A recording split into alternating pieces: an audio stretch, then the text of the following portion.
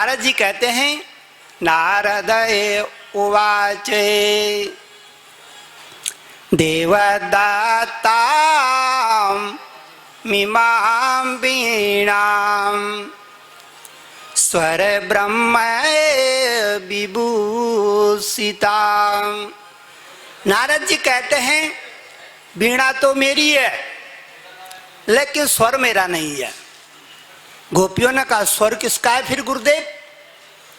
नारद जी कहते हैं वीणा तो मेरी, शरीर तो मेरा, चक्र तो मेरा, प्राण तो मेरा, गला तो मेरा, देह तो मेरी, सब कुछ मेरा। वीणा मेरे पर स्वर है ब्रह्म का। स्वर हमारा नहीं है बिटिया। नारद जी ने कहा स्वर शब्द ब्रह्मांड से आता है, इसीलिए आज भी ब्रह्मांड में हजारों शब्द गूंजते रहते हैं।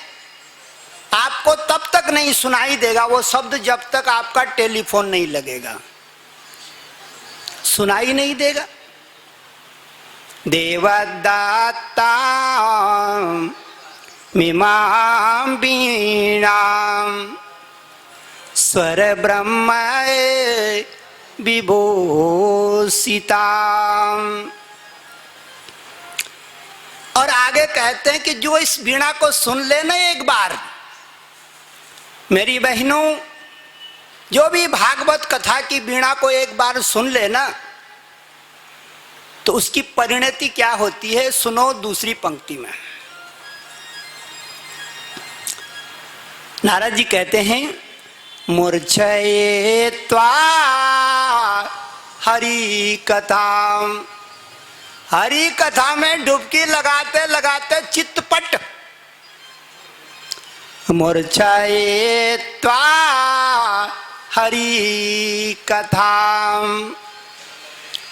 गायमान सराम्यहम्। इसीलिए ये भागवत कथा हमारा भरता भर देती है। जिसके अंदर जो अभाव हो, जो भी कमी हो, उसको कौन भरता है? नारायण का भागवत, भगवान का भागवत भरता भर देता है हमारा, हमारी जय जयकार कर देता है। इसलिए जिसके अंदर जो अभाव है, तन मन धन ज्ञान विद्या योग कर्म प्रेम, उसको भागवत को एक बार अपने कानों को पवित्र जरूर करना चाहिए।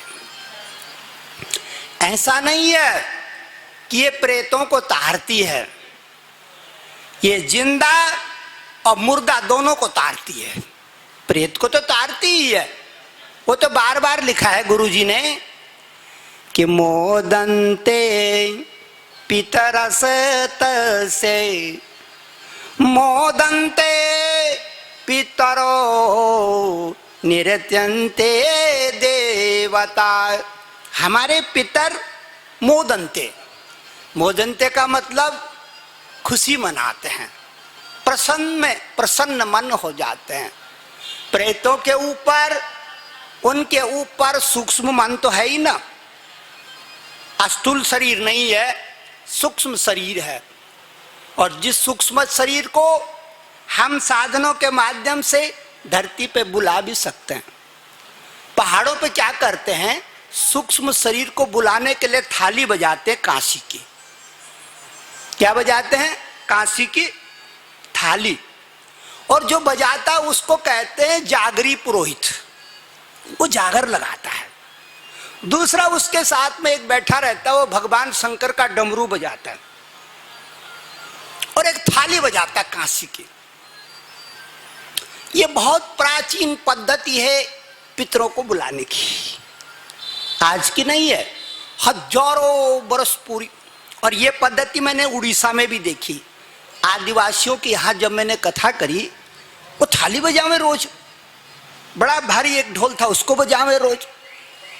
उनके देवता पितर आवे, अपना अपना नाम ले, मैं चंदन सिंह, दूसरा बोले मैं चंदन राम, अपनी अपनी उपस्थिति दर्ज करें। तो ये ये विधियां हैं, पूर्वजों से जुड़ने की युक्तियां हैं, विधियां हैं।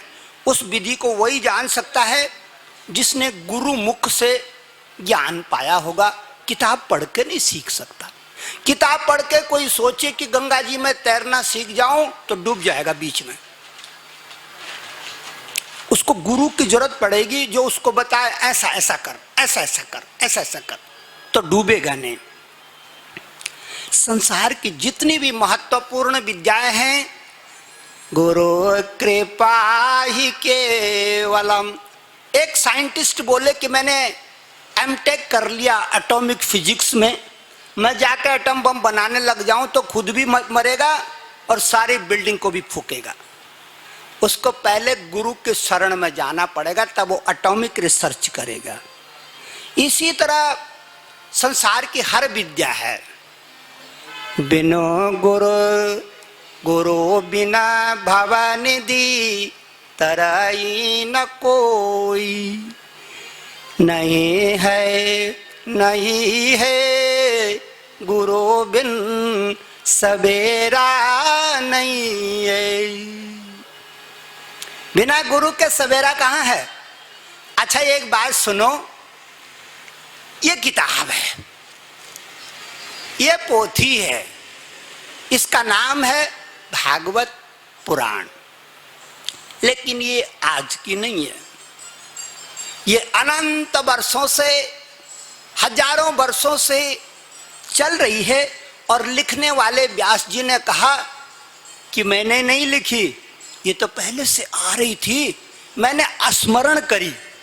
व्यास जी को पूछा नारद जी ने, तुमने लिखी? बोले ना गुरु जी, मैंने कहाँ लिखी, मैंने तो इसको स्मरण किया।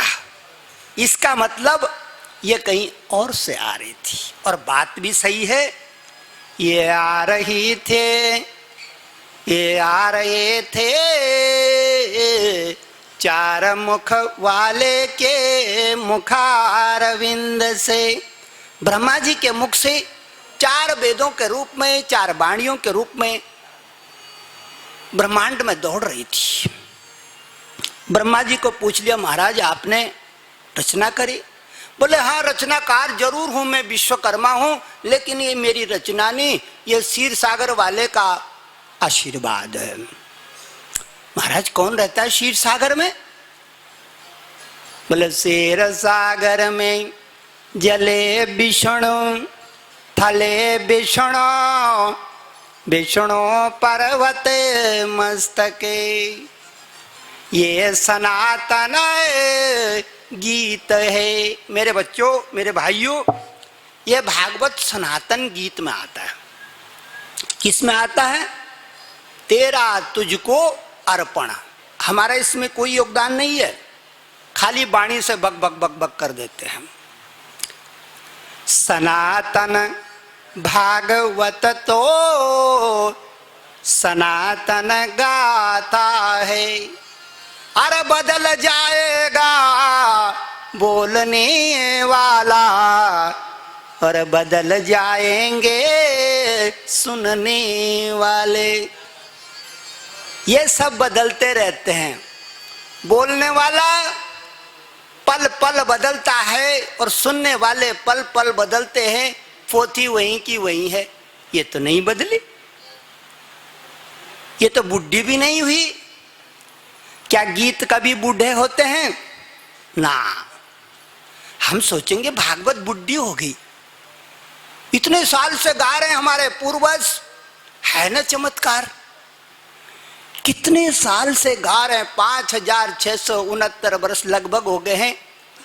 बीच में इन पे खूब कुटाई करी लोगों ने, दुश्मनों ने इनकी किताबों पे आग लगा दी, सब पुस्तकालय फूंक दिए, सब बड़े बड़े ज्ञानी ध्यानियों की चोटी काट दी, उनकी माँ बहन की इज्जत लूट दी, उनका घर का खजाना सब लूट दिया, नंगा बना के जंगलों में भगा दिया। बेचारे महाराष्ट्र गुजरात से भाग भाग के पहाड़ में छिप गए देवता। ये वही देवता है पहाड़ में जो अपनी लाज बचाने के लिए हजारों साल पहले अपने साथ में कुछ नहीं लाए, बाल बच्चों को लेके आए, गांव को लेके आए, अपनी पोथी साथ में लिया है। कुछ भी नहीं था इनके पास में, पत्थरों में इन्होंने अन्न उपजाया, अपने बच्चों को पाला। मेरे भाइयों, ये सनातन गाथा है। भागवत क्या है? सनातन गाथा है। आज हम पंचम दिवस की कथा सुनेंगे। जो सोपान है बाल लीलाओं का, यह मनुष्य का जीवन इतना अनोखा है कि कोई भी बच्चा और कोई भी बेटी जब यहाँ पैदा होती है तो सबसे पहले पाला पड़ता उसका बाल लीला से। किससे पाला पड़ता है? बाल लीला से। और इस बात को ध्यान कर लो कि बाल लीला, बाल कांड जिसको आप रामायण